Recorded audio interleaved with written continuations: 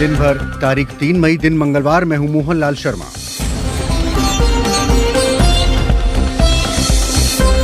राजस्थान के जोधपुर में ईद की सजावट को लेकर हुई हिंसा के बाद तनाव। सरकार के बेजा हस्तक्षेप के कारण, दबाव के कारण से राजस्थान भर में जिस तरह का क्रम इस तरह की घटनाओं का चल रहा है, उनके चलते उसी के मार्ग पर जोधपुर भी आगे चला है। जर्मनी के बाद प्रधानमंत्री मोदी डेनमार्क में। मोदी यूक्रेन पर बोले, हमने यूक्रेन में तत्काल युद्ध विराम और समस्या के समाधान के लिए बातचीत और कूटनीति का रास्ता अपनाने की अपील की। और म्यांमार में स्थानीय नागरिकों का मिलिशिया देश में लोकतंत्र की बहाली के लिए लड़ रहा है। शाम के 7:30 बज चुके हैं और आप सुनना शुरू कर चुके हैं बीबीसी हिंदी सेवा का डिजिटल कार्यक्रम दिन भर। स्वागत, अभिनंदन। फेसबुक और यूट्यूब पर सुन रहे समस्त श्रोताओं का पहले मुख्य समाचार। प्रधानमंत्री नरेंद्र मोदी ने रूस और यूक्रेन के बीच तत्काल युद्ध विराम की अपील की है। अपने डेनमार्क दौरे के दौरान मोदी ने कहा कि यूक्रेन और रूस के बीच जंग बंद हो, दोनों देश बातचीत और डिप्लोमेसी का रास्ता अपनाएं और शांति कायम करें।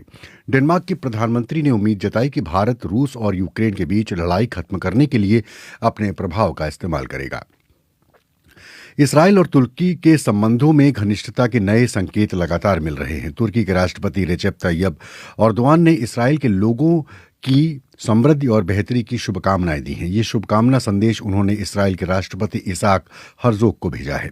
इसराइल की मीडिया की रिपोर्ट के मुताबिक एर्दोगान ने ये शुभकामना संदेश इसराइल के स्वतंत्रता दिवस से ठीक पहले भेजा है। 2 मई को एर्दोगान ने हर्जोग से बात की थी। हर्जोग ने एर्दोगान को ईद उल फितर के लिए शुभकामनाएं दी। हर्जोग ने हाल में तुर्की की राजधानी अंकारा में एर्दोगान से मुलाकात की थी। साल 2008 के बाद किसी इसराइली नेता की ये पहली तुर्की यात्रा थी। त्रिपुरा में सोमवार को ऊनाकोटी जिले में सुरक्षा बलों ने 24 रोहिंग्या अप्रवासियों को हिरासत में लिया। मंगलवार को पुलिस ने बताया कि खुफिया सूचना के आधार पर बीएसएफ ने 3 कारों को रोका। इनमें सवार लोग कुम्हार घाट से कैलाशाहार की ओर जा रहे थे। पुलिस अधीक्षक किशोर देव वर्मा ने पीटीआई को बताया कि ये लोग 3 कारों से जा रहे थे। पुलिस ने इनके रोहिंग्या अप्रवासी होने का पुलिस को शक हुआ, लिहाजा उन्हें रोक लिया गया। पूछताछ के लिए उन्हें थाने ले जाया गया। इनमें से 3 लोगों ने यूएन की ओर से जारी अपने रिफ्यूजी कार्ड दिखाए। जिन लोगों को हिरासत में लिया गया है उनमें 10 बच्चे भी हैं। जिन लोगों के पास रिफ्यूजी कार्ड है, अगर उनके खिलाफ कोई रिपोर्ट नहीं है तो उन्हें छोड़ दिया जाएगा। शंघाई केयर होम के एक बुजुर्ग मरीज को मृत समझकर उसके शरीर को पैक कर गाड़ी में लादने का एक वीडियो सामने आने के बाद चीनी जिला अथॉरिटी ने 4 अधिकारियों को नौकरी से निष्कासित कर दिया है। रविवार को इंटरनेट पर एक वीडियो सामने आया जिसमें 2 लोग जो शवगृह के कर्मचारी थे वो शव को गाड़ी में रखते हुए नजर आ रहे थे। वीडियो में कर्मचारी बैग को खोलते हुए दिखते हैं और उन्हें ये कहते हुए सुना जा सकता है कि मरीज अभी जिंदा है। इस घटना से चीनी सोशल मीडिया पर आक्रोश फैल गया। अमेरिकी सरकार के एक वरिष्ठ अधिकारी ने सोमवार को कहा कि राष्ट्रपति व्लादिमीर ज़ेलेंस्की की सरकार को कीव में सत्ता से बेदखल करने की कोशिशों में नाकाम होने के बाद रूस पूर्वी यूक्रेन के 2 इलाकों को जल्द हड़पने की योजना पर काम कर रहा है। Organisation for security and cooperation in Europe में अमेरिका के राजदूत माइकल कारपेंटर ने कहा कि हाल की रिपोर्ट के अनुसार हमारा मानना है कि रूस डोनेट्स्क पीपल रिपब्लिक और लुहांस्क पीपल रिपब्लिक को अपने में मिलाने की कोशिश करेगा। रिपोर्ट कहती है कि रूस की योजना 15 मई के आसपास जनमत संग्रह कराना है। माइकल कारपेंटर ने कहा कि अमेरिका का यह भी मानना है कि रूस ऐसी ही योजना यूक्रेन के तीसरे क्षेत्र खेरसोन के लिए भी बना रहा है। समाचार एजेंसी एएफपी की रिपोर्ट के अनुसार खेरसोन में हाल के दिनों में रूस ने अपनी पकड़ मजबूत की है और वहां के लोगों को रूबल मुद्रा अपनाने के लिए मजबूर किया है। ये थे अब तक के मुख्य समाचार।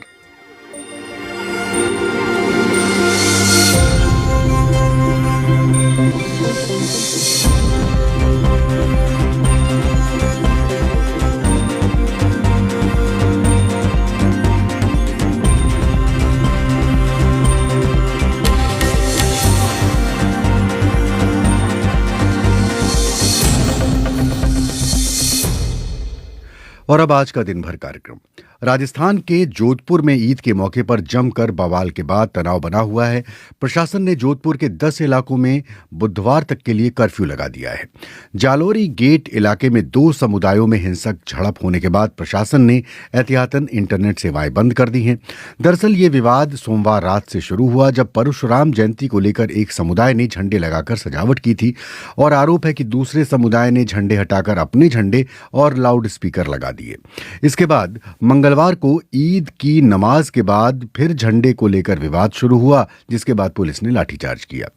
केंद्रीय मंत्री गजेंद्र शेखावत ने घटनास्थल का दौरा करने के बाद कहा, मैं ये कहना चाहता हूं कि जिस तरह का तांडव जोधपुर में हुआ है, जोधपुर में कभी इस तरह की परंपराएं नहीं रही है, लेकिन सरकार के बेजा हस्तक्षेप के कारण, दबाव के कारण से राजस्थान भर में जिस तरह का क्रम इस तरह की घटनाओं का चल रहा है, उनके चलते उसी के मार्ग पर जोधपुर भी आगे चला है।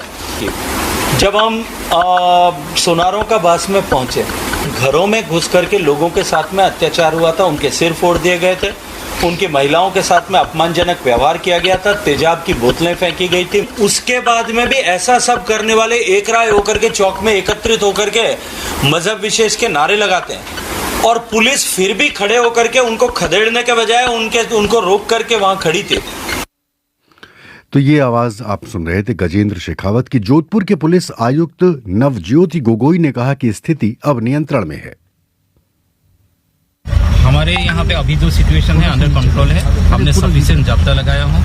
अभी हम फ्लैग मार्च के लिए भी निकल रहा हूँ। सभी प्रकार से व्यवस्था है। मुझे लगता है हम इसको ये लॉ एंड ऑर्डर स्थिति जो है बनाए रखने के लिए कुछ लोगों को चिन्हित किया आपने, ये विवाद जो बवाल हुआ है इसको लेकर जो भी केस दर्ज होंगे उस पर हम कार्रवाई करेंगे। जो भी अगर कोई गैर कानूनी काम किया है, जो जिसपे कानून के खिलाफ है, उसके विरुद्ध कानून के तहत कार्रवाई की जाए। आज सुबह जो घटनाक्रम हुआ सर, उसको लेकर के क्या है?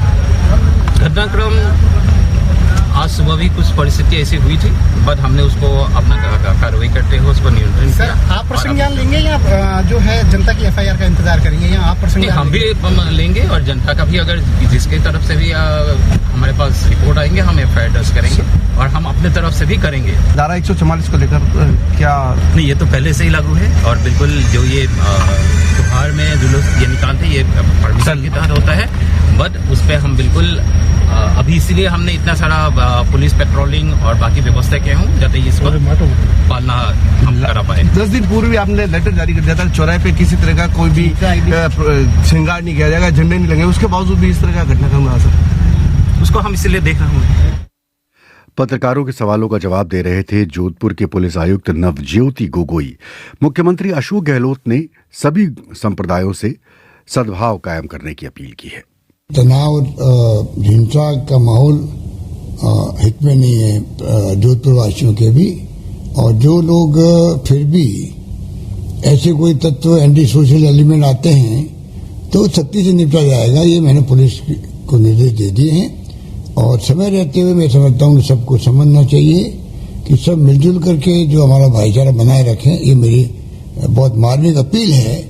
जो मैंने सुना है कि वहाँ पर कुछ लोगों ने, और कुछ नेताओं को मैं अपील करना चाहूंगा, चाहे कोई राजनीतिक पार्टी नेता हो, कि जो राजनीति में कार्यकर्ता है या नेता है, जनप्रतिनिधि है किसी पार्टी का हो, पहला उसका धर्म होता है कि कैसे वो अपनी पार्टी के लोगों को, अपने मिलने वाले लोगों को, सबको संदेश करे कि किसी भी कीमत पर झगड़ा नहीं होना चाहिए, हिंसा नहीं होनी चाहिए।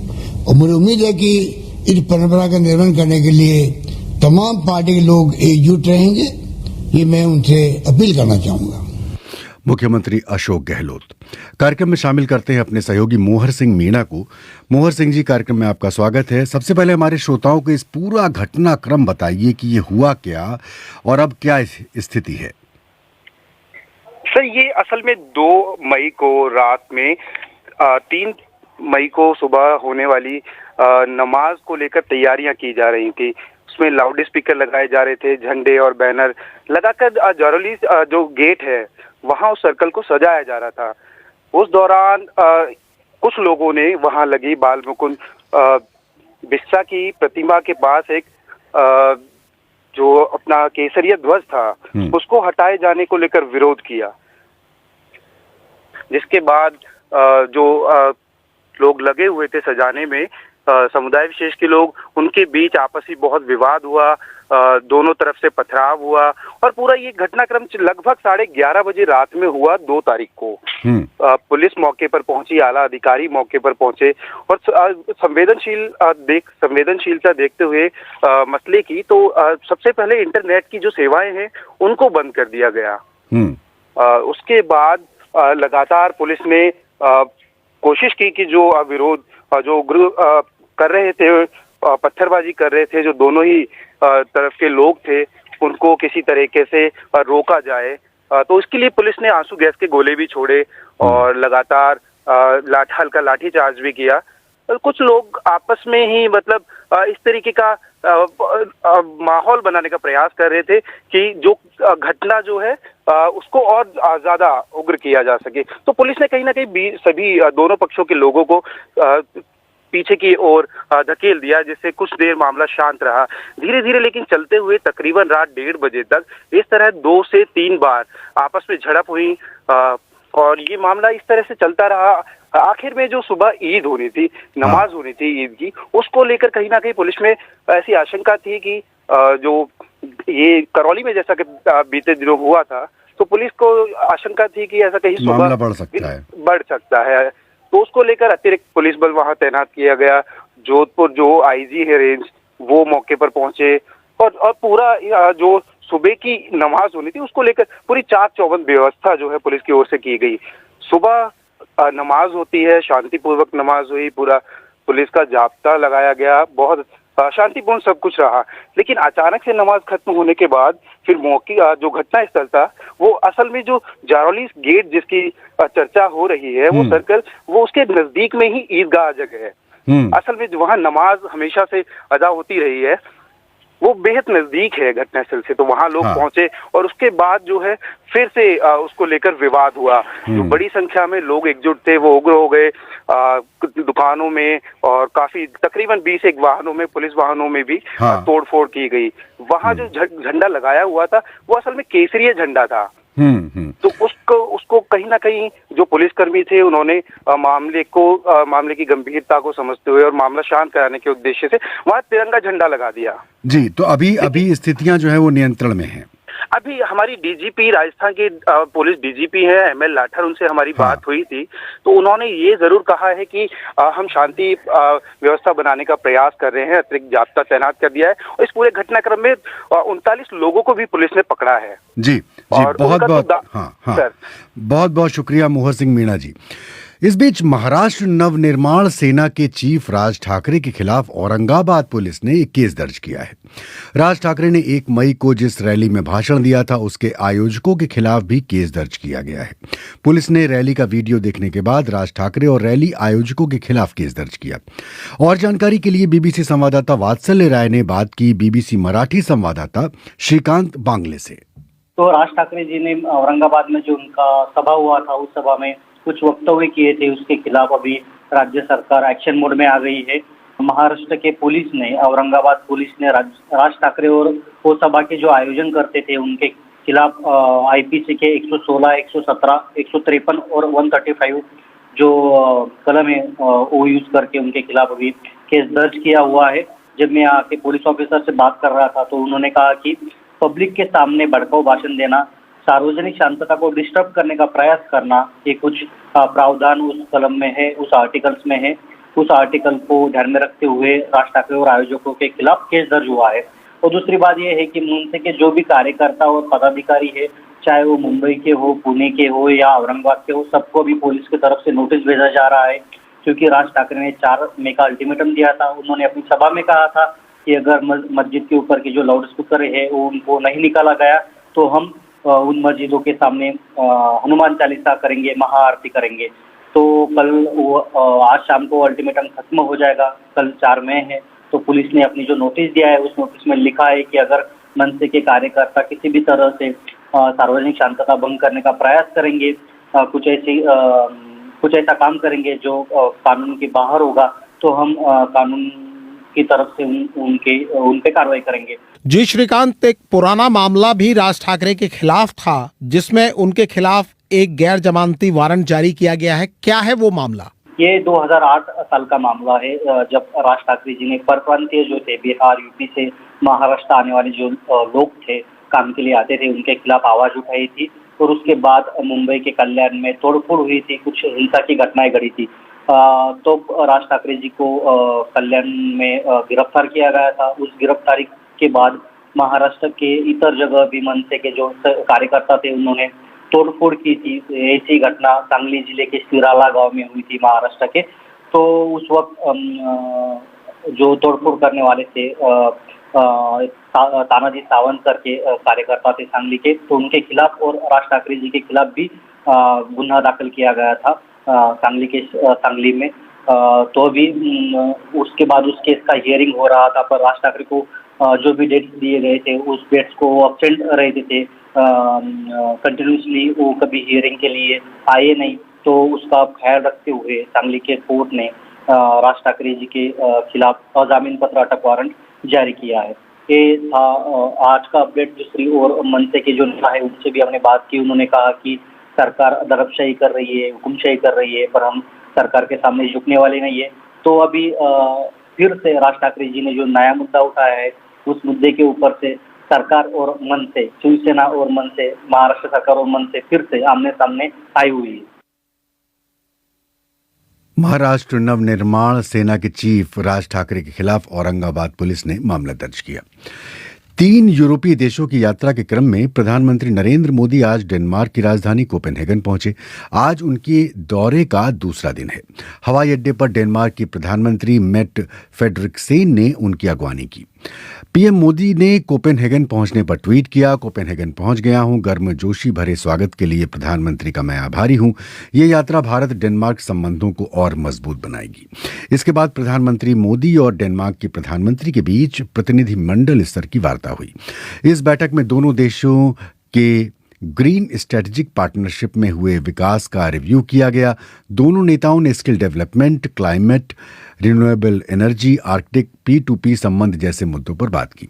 इसके बाद संयुक्त संवाददाता सम्मेलन में प्रधानमंत्री मोदी ने रूस यूक्रेन जंग को रोके जाने की अपील की। उन्होंने कहा कि डेनिश पीएम के साथ बैठक में उन्होंने इस युद्ध के मसले पर भी चर्चा की। दोनों देशों का यही मानना है कि रूस और यूक्रेन को बातचीत और कूटनीति के जरिए समस्या का समाधान करना चाहिए।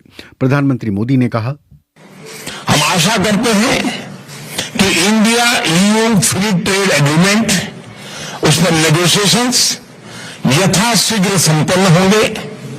हमने एक फ्री, ओपन, इंक्लूसिव और रूल बेस्ड इंडो पैसिफिक क्षेत्र को सुनिश्चित करने पर जोर दिया। हमने यूक्रेन में तत्काल युद्ध विराम और समस्या के समाधान के लिए बातचीत और कूटनीति का रास्ता अपनाने की अपील की।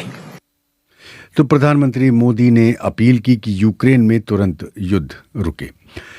म्यांमार की सेना पर लगातार हमले हो रहे हैं। स्थानीय नागरिकों से बने मिलिशिया से उन्हें ये चुनौती मिल रही है। ये मिलिशिया देश में लोकतंत्र की बहाली के लिए लड़ रही है। पिछले साल फरवरी में हुए सैन्य तख्तापलट के बाद बड़े पैमाने पर उनके विरोध में शुरू हुआ प्रदर्शन अब एक हथियारबंद विद्रोह बन चुका है। केंद्रीय म्यांमार में केवल महिलाओं से बना एक गिरोह है जो सैन्य सरकार को गिराने के मोर्चे का हिस्सा है। बीबीसी को उनके बेस कैंप पर जाने का मौका मिला।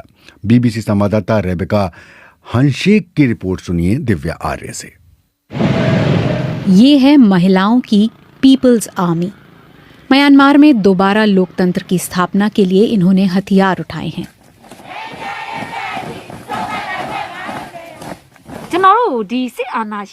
सैन्य तानाशाहों ने मानवाधिकार के सारे कानून तोड़े, हिंसा की, गोलीबारी की और लोगों को मारा। तब हमें एहसास हुआ कि हमें इनके खिलाफ हथियार उठाने होंगे। महुरा की गांव में एक दुकान थी। अब वो ग्रुप की कई लीडर्स में से एक हैं। संघर्ष से जुड़ने का मतलब था कि अपने बच्चों से अलग होना।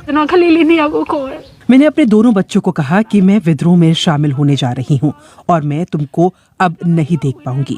अगर मैं वापस नहीं आ पाई तो अफसोस मत करना।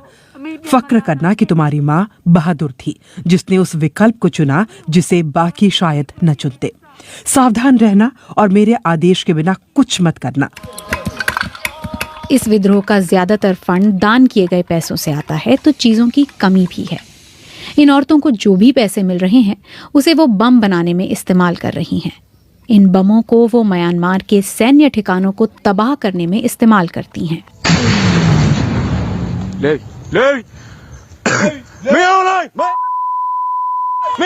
डायना 21 साल की हैं और गिरोह की मुख्य बॉम्ब मेकर हैं। आप गोली से एक ही इंसान को मार सकती हैं, पर बम कई सारों को मार सकता है। हम इससे कार उड़ा सकते हैं, इसलिए मैंने इसे चुना। जनरल मिंग अनलाइंग ने इस विद्रोह को कुचलने की कसम खाई है। म्यांमार की सेना गांव में हिंसक रेड डाल रही है। वो स्थानीय गुप्तचरों पर निर्भर रहते हैं जो बताते हैं कि विद्रोह करने वाले कहाँ हैं। और अब महूरा को पता चला है कि उनके बहुत करीब कोई गुप्तचर है।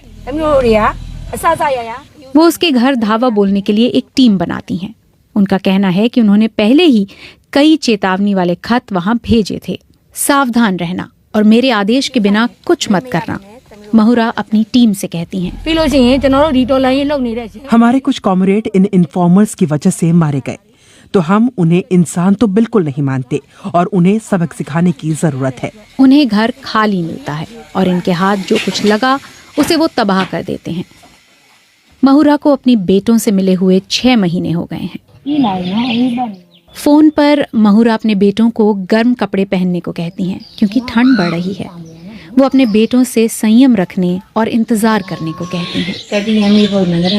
कैंप के मंदिर में वो अपने बेटों के लिए प्रार्थना करती हैं। हर कोई मरने से डरता है, कोई भी अपने परिवार से अलग नहीं रहना चाहता, पर म्यांमार में हम डर कर नहीं रह सकते।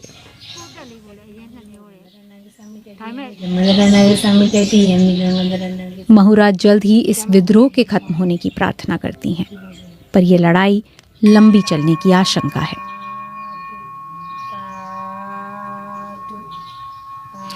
म्यांमार के बाद अब श्रीलंका की अर्थव्यवस्था संकट से गुजर रही है और चीजों के दाम आसमान छू रहे हैं। हर रोज विरोध प्रदर्शन हो रहे हैं और इस वजह से श्रीलंका के पर्यटन पर बड़ा बुरा असर पड़ा है। पर्यटन श्रीलंका के लिए कमाई का एक बड़ा जरिया रहा है। बीबीसी रिपोर्टर मणिकंदन की श्रीलंका से विशेष रिपोर्ट सुनिए प्रभात पांडे से।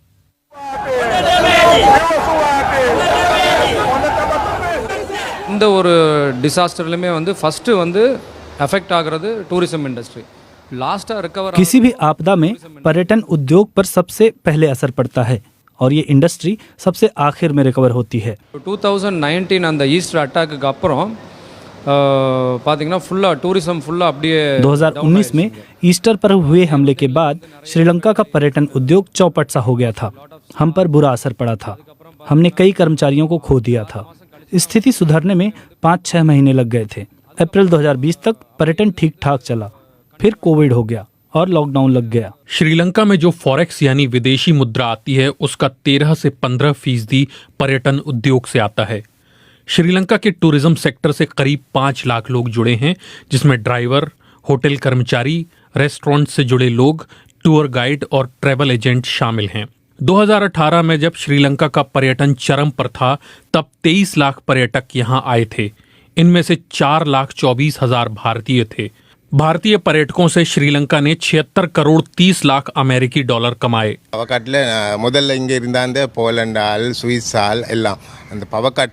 पोलैंड और स्विट्जरलैंड से लोग आकर रुके हुए थे, लेकिन बिजली गुल होने की वजह से उन्हें कमरों से बाहर आकर बैठना पड़ा। இலங்கை சுற்றுலாத்துறையில் இருப்பவர்கள் 3 விதமான மிக முக்கியமான கோரிக்கைகளை முன்வைக்கிறார்கள்। முதலாவது श्रीलंका के टूरिज्म सेक्टर से जुड़े लोगों की 3 मुख्य मांगे हैं। पहली, ईंधन मुहैया होना चाहिए। दूसरी, लोन पर लगने वाला ब्याज कम होना चाहिए। और तीसरी ये कि बिजली कभी नहीं कटनी चाहिए। मेनली ना सिर्फ इंडियन मलेशिया इंडिया वाला ट्रैवल एजेंट है, मलेशिया वाला ट्रैवल एजेंट है, इंडियन एंड मलेशिया। मैं ज्यादातर भारतीय और मलेशियाई पर्यटकों के साथ काम करता हूँ। अब वो श्रीलंका आने से डरे हुए हैं क्योंकि श्रीलंकाई रेस्तरां में ना गैस है और ना खाना। अगर वो होटल में जाते हैं तो एसी काम तक नहीं करता। மொரிட்டோரியம் என்று சொல்லி ஒரு வருஷம் லீஸை பின்னால போட்டு தாரேன்னு சொல்லி சகன காலன்னு சொல்லி தந்துட்டு हमसे कहा गया था वो लीज 1 साल के लिए बढ़ा रहे हैं, लेकिन उन्होंने कार की पेनल्टी के रूप में 2,40,000 रुपए ले लिए। मेरे पास 2 कारें थी, अब मैंने दोनों बेच दी हैं और अब मैं ऑटो रिक्शा चलाता हूँ।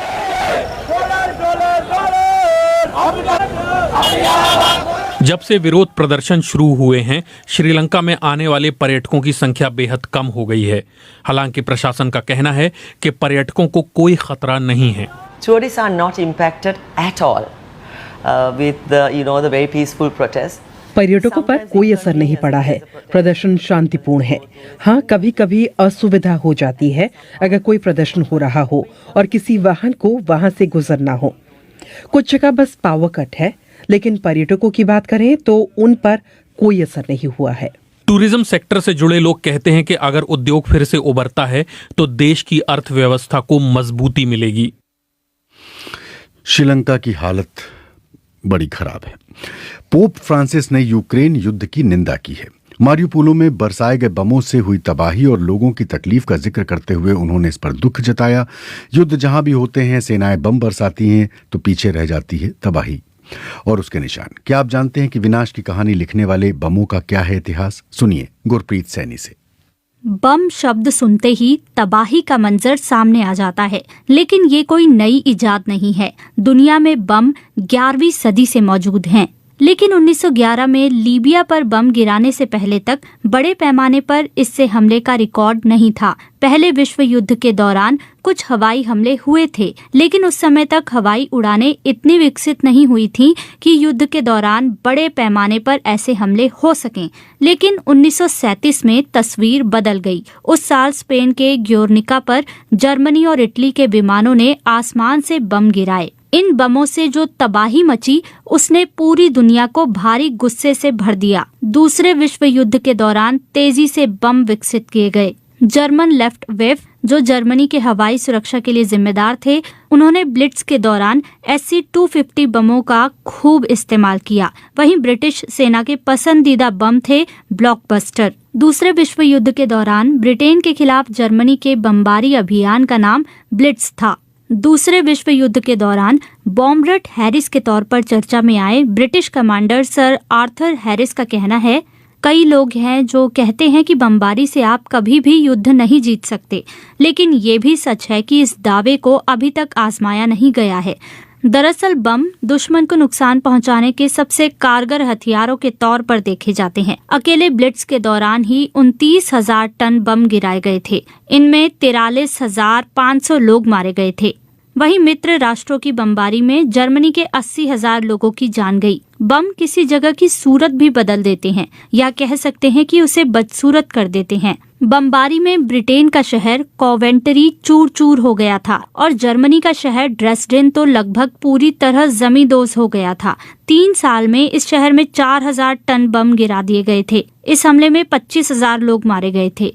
इनमें से अधिकतर महिलाएं और बच्चे थे। दूसरे विश्व युद्ध के दौरान ही अमेरिका, सोवियत रूस और जर्मनी के बीच परमाणु बम बनाने की होड़ पैदा हो गई। बम बनाना वैज्ञानिक प्रतिभा का चरम था, लेकिन इसके पीछे भारी विनाश भी छिपा था। परमाणु बम भारी तबाही मचा सकते हैं।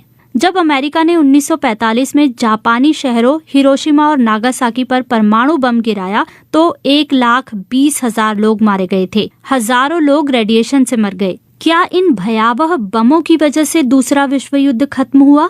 इस पर विवाद है, लेकिन इसमें कोई शक नहीं है कि परमाणु युद्ध के मंजर ने दुनिया को वर्षों तक खौफजदा किए रखा। परमाणु युद्ध की तबाही को देखते हुए परमाणु हथियारों के खिलाफ अभियान चले। कैंपेन फॉर न्यूक्लियर डिसआर्ममेंट की चेयरपर्सन जॉन रुडोक ने 1982 में कहा था कि सच्चाई तो ये है कि ब्रिटेन जैसी घनी आबादी वाले देश में परमाणु हथियारों के होने से हम भी उतने ही जोखिम में हैं जितने दूसरे देश। हालांकि 1945 के बाद से परमाणु हथियारों का इस्तेमाल नहीं हुआ है, लेकिन दुनिया भर में अब भी ये विकसित किए जा रहे हैं। आज के वक्त के कुछ न्यूक्लियर वॉरहेड्स तो हिरोशिमा में गिराए गए बम की तुलना में 300 गुना तक ताकतवर हैं। दक्षिण पूर्वी एशियाई देश लाओस इस वक्त सबसे ज्यादा बमों से लैस देश माना जा रहा है। अपनी आबादी की तुलना में इस देश ने बहुत अधिक बम रखा है। देसी बम भी बहुत अधिक नुकसान पहुंचा सकते हैं। घरों में तैयार होने वाले इन बमों ने 1999 में सोहो और लंदन के दूसरे हिस्सों में भारी तबाही मचाई थी। इन बमों के हमले में 3 लोग मारे गए थे। इसके साथ ही आज के दौर में सुसाइड बॉम्बिंग का भी खौफ मौजूद है। आज के युद्ध में हमलावर के लिए ड्रोन हमले कम खतरनाक माने जाते हैं, लेकिन जिन पर हमला होता है उन पर ये बेहद खतरनाक साबित होता है। ड्रोन का जल्दी पता नहीं चलता, ये अचानक हमले करते हैं। तो ये है बमों का इतिहास। और अब दिन भर का ये अंक यहीं पर समाप्त करने की अनुमति दीजिए। आज इस प्रोग्राम का तकनीकी पक्ष संभाल रहे थे राजेश चौहान। कल तक यानी कि कल जब आपसे मुलाकात होगी तो यही कार्यक्रम हम लेकर फिर से हाजिर होंगे। तब तक मोहनलाल शर्मा को विदा दें। नमस्कार।